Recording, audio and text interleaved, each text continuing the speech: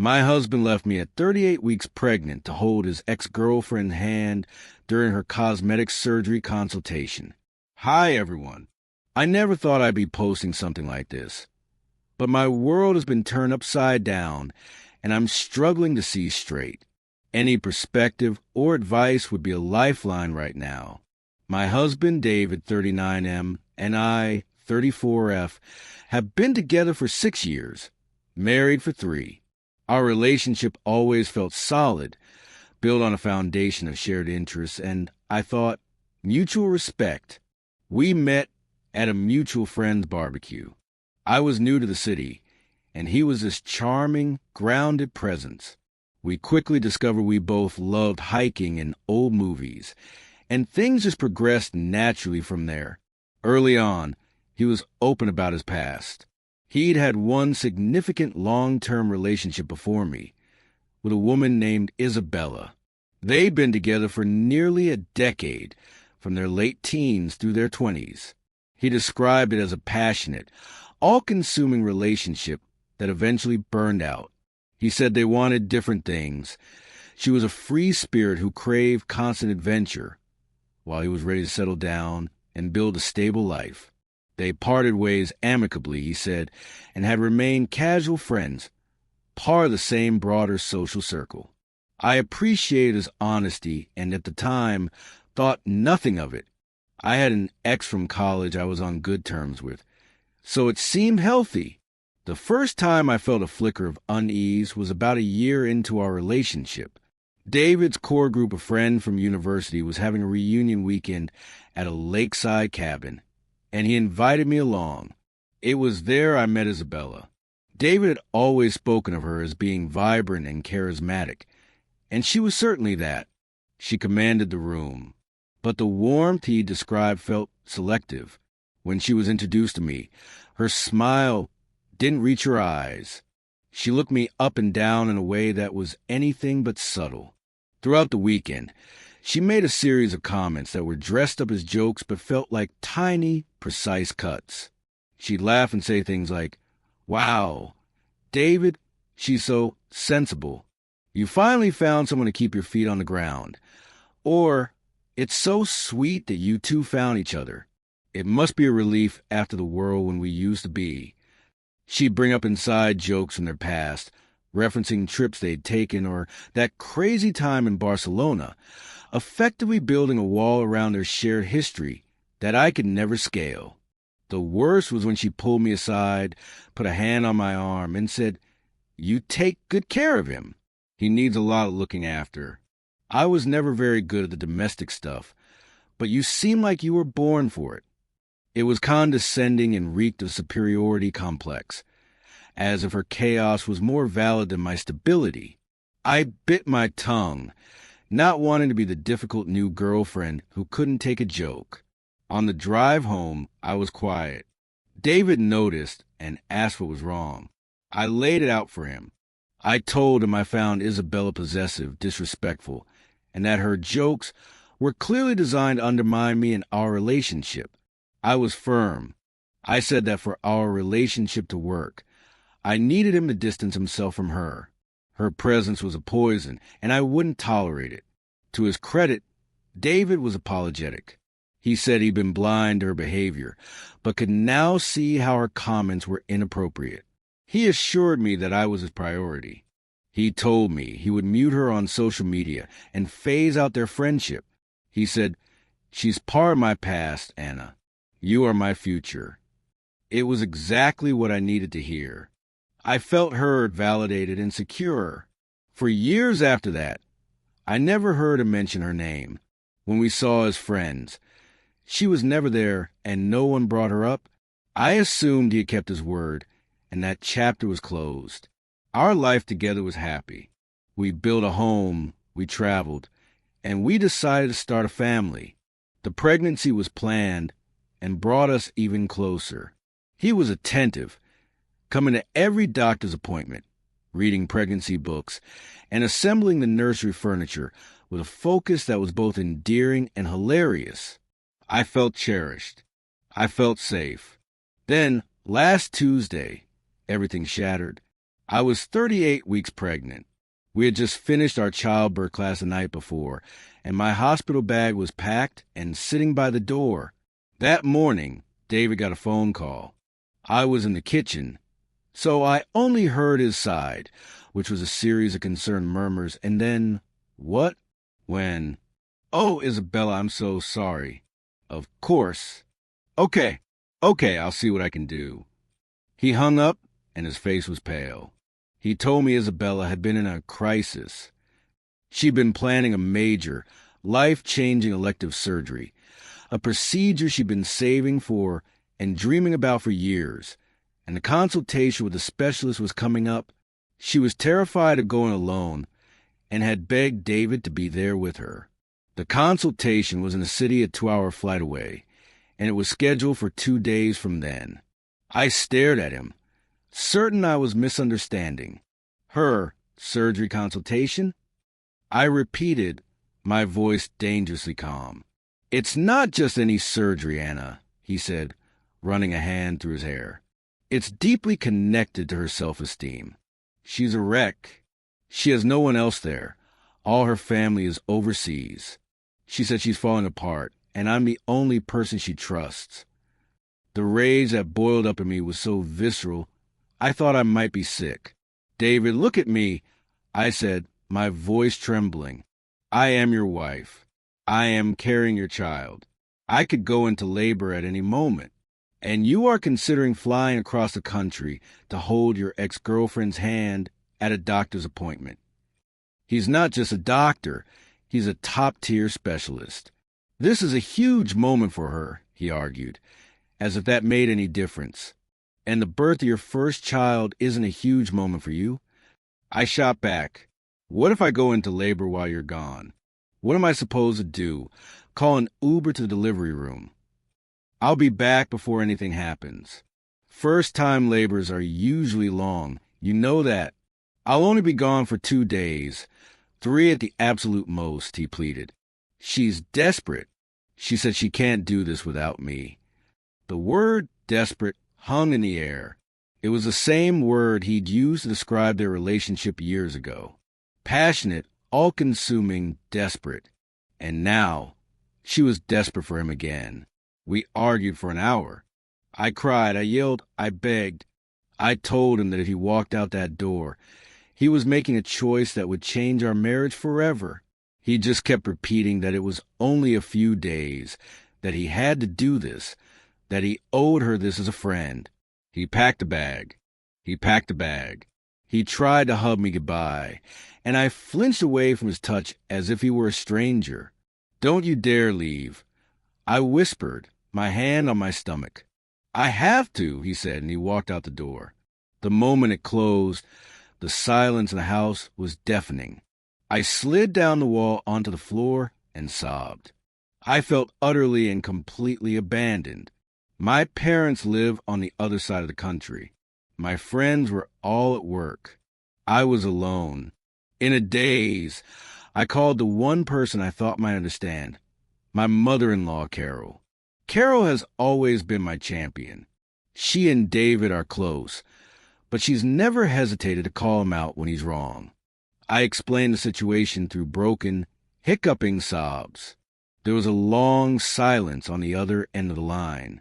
He did what? She finally said, her voice tight with fury I had never heard before. Stay right there. I'm coming over. Within 20 minutes, she was at my door. She hugged me, made me tea, and tried calling David. His phone went straight to voicemail. She left a blistering message telling him to turn on his phone and call her immediately. When he finally called back hours later, it was with a text message to both of us. Landed safely. We'll be back Thursday. I'm sorry, Anna. I'll make it up to you. Please understand this is something I have to do. Carol snatched my phone and typed back a furious reply, but he didn't respond.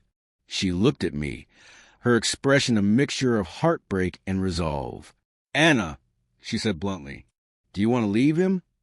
The question hung in the air. In that moment, feeling the weight of my loneliness and the betrayal, so sharp it was a physical pain, the answer was clear. Yes, I whispered. Carol nodded. Okay, then, we'll get through this. You won't be alone. She called her lawyer that afternoon. By the evening, he had drafted the initial divorce papers. Carol also had him include a provisional document regarding child custody and support, a stark, legal manifestation of the chasm David had blown open in our lives. She told me she'd been a single mother after David's father left, and she swore to me I would not suffer the same financial struggles she had. For the next 2 days, we didn't contact David. The silence from him was damning. He was in his own little world with Isabella, completely oblivious to the earthquake he'd triggered at home. Then, on Thursday afternoon, my water broke. Carol tried calling him repeatedly. No answer. She didn't bother texting. He doesn't deserve the update, she said grimly, as she drove me to the hospital, my contractions coming fast and hard. My son, Liam, was born early Friday morning after a long and difficult labor. Holding him in my arms for the first time, I felt a love so profound it eclipsed everything else. But in the quiet moments between the bliss, the hurt would rush back in. David wasn't there. He missed his son's first cry, his first breath. He missed the moment I became a mother. That absence was a void in the room, a cold space where a father should have been. Lying in the hospital bed, with Liam sleeping on my chest, I made my decision final. I called a lawyer and authorized him to file the papers. It was over. We came home from the hospital on Sunday. My parents had flown in and were a tremendous help, but they had to return home on Tuesday. Carol moved her things into our guest room, a silent vow of support. I was so grateful for her, but also highlighted the depth of her son's failure. David returned late Sunday night. I heard his key in the lock, and my heart started pounding. A messy cocktail of rage, hurt, and a treacherous flicker of hope. He walked into the living room, looking tired but calm, as if he'd just returned from a business trip. "Anna," he said, moving to hug me. I took a step back, holding up a hand. "Don't." His face fell. "What's wrong? Is everything okay? The baby?" "Everything is not okay," I said, my voice cold and steady. "I had the baby. You weren't here." The color drained from his face. "What? When? Why didn't you call me?" At that moment, Carol walked into the room. She didn't say a word. She just walked up to David and thrust the thick manila envelope containing the divorce papers into his hands. "What is this?" he asked, bewildered. "It's exactly what it looks like," Carol said, her voice like ice. "I want you to leave. Now." The next few minutes were a blur of raised voices. David was sputtering, shocked. "You're divorcing me? Because I went to help a friend." "You abandoned your wife days before she gave birth to go coddle your ex-girlfriend." Carol yelled. "You don't get to be shocked by the consequences." He turned to me, his eyes pleading. "Anna, please. Let me explain. Let me see my child. I have a right to see my child." That word, right, ignited something in me. "You have no rights here." I snapped. "You forfeited them when you walked out that door. You have no right to call me your wife, and you have no right to demand anything of me or my son. Now get out." He left, shell-shocked and crying. I collapsed onto the sofa, trembling from the adrenaline and the finality of it all. The next morning, he was back, ringing the doorbell at 8 a.m. Carol took Liam for a walk, so we could talk. David looked wrecked. He cried, he begged, he apologized. "It wasn't what you think," he pleaded. "It was purely platonic. She was just so scared and alone. I was just being a friend. I love you. I love our family. Please, don't take my son away from me. I'll sign anything. I'll do anything. Just please don't cut me out of his life." He was so pathetic, so genuinely distraught, that for a moment my resolve wavered. The man I loved was in pain, But then I looked at him and saw the man who had chosen to cause me immeasurable pain. I saw the man who had prioritized Isabella's crisis over his own family's needs. "I'm not taking him away from you," I said quietly. "You walked away from him. The divorce is happening. As for custody, I need to think about it." He left, looking somewhat hopeful, believing he had a chance. And for the next several days, he showed up like clockwork, each day with a new plea, a new promise, a new bouquet of flowers that I immediately threw in the trash. Each day, it got harder to close the door on him. The memory of our happy life together was a powerful lure, and I found myself agonizing over the custody decision. Was I being fair? Was I punishing my son by keeping his father at a distance? Carol supported whatever I decided, but the weight of the choice was crushing me. Then, after 5 days of this, he stopped coming. The silence was unnerving. At first, I felt a flicker of relief, thinking I could finally breathe and think clearly. But the relief was short-lived. The text started the next day. First, it was a few people from his university circle. Then it was old college friends I'd only met once or twice. Then it was a flood of messages from numbers I didn't recognize, all parroting the same sentiment, as if reading from a script. "I can't believe you're using your baby as a weapon to punish David. This is so cruel. He made a mistake, but he loves you and he deserves to be in his child's life. You're being a manipulative bitch." They came in waves. I blocked number after number, but they kept coming from new accounts, from messaging apps. The core message was always the same. I was an evil, controlling woman who was using my newborn son as a pawn in a vindictive game. I was exhausted, hormonal, and trying to navigate life with a newborn. This coordinated harassment was the final straw. It was so clearly orchestrated by David. He couldn't win me back with apologies, so he would try to bully me into submission with a mob of his friends. The specific line that kept appearing, "Using your baby as a weapon," confirmed it. That was his narrative. He was the victim, and I was the villain. When I showed the messages to Carol, she was livid and wanted to call him, but I stopped her. "It won't do any good," I said, a strange calm settling over me. "He'll just deny it. But this tells me everything I need to know. The man I married would never have sicked his friends on his postpartum wife. The man I married would have fought for me himself, with respect and love, not with cowardly tactics and character assassination. This wasn't about love or family. It was about control and his bruised ego. My indecision about custody evaporated. I called my lawyer and instructed him to proceed with filing for full custody. David had shown his true colors, and they were ugly. The legal proceedings began. David, through his lawyer, stated he would not contest a divorce, but he would fight for joint custody. We were preparing for a negotiation, with my stance being that I wanted primary custody until Liam was older, with supervised visitation for David to start. I was at peace with my decision. The emotional turmoil had been replaced by a steely determination to protect my son and myself. Then I received an email. The sender address was unfamiliar, but the name sent a chill down my spine. Isabella. "Dear Anna," it began, "I know you have no reason to hear from me, and I truly never meant to cause such trouble in your marriage. I was in a very dark place. This surgery meant everything to me, and the fear was paralyzing. David was my rock for so many years, and I just knew, he would be the only one who could understand and support me through it.